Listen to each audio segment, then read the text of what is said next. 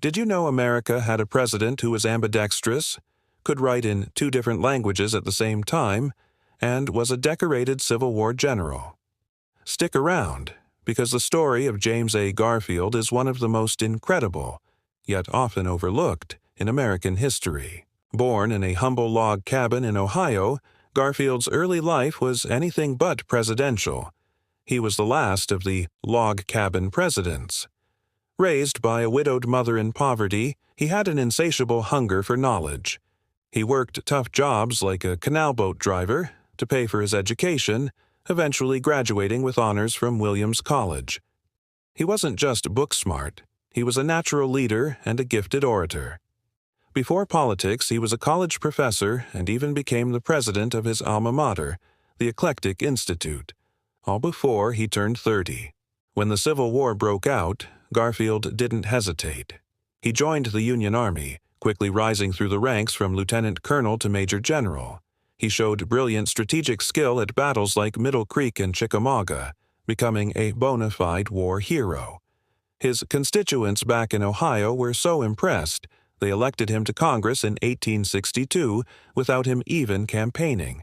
He served 9 terms in the House of Representatives, becoming a leading Republican voice known for his integrity and powerful speeches against corruption. In 1880, the Republican National Convention was deadlocked. Nobody could agree on a candidate.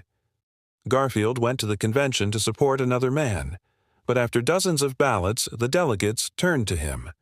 In a stunning turn of events, they nominated Garfield as a compromise candidate, and he went on to win the presidency. It was a classic dark horse story. As president, he immediately took on the challenge of civil service reform, fighting against the spoils system, where government jobs were given based on political connections rather than merit.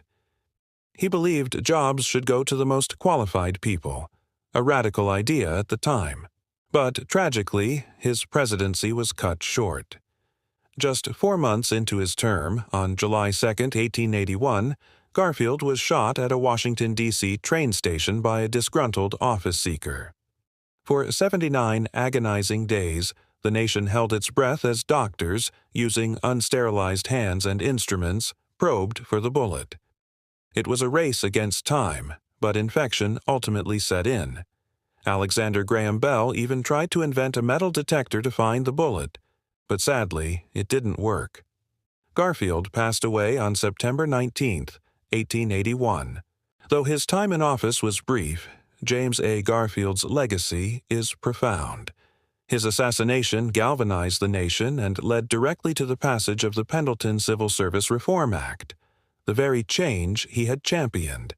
He was a brilliant man of principle who rose from the humblest beginnings to the highest office, and whose tragic death spurred a crucial reform in American government.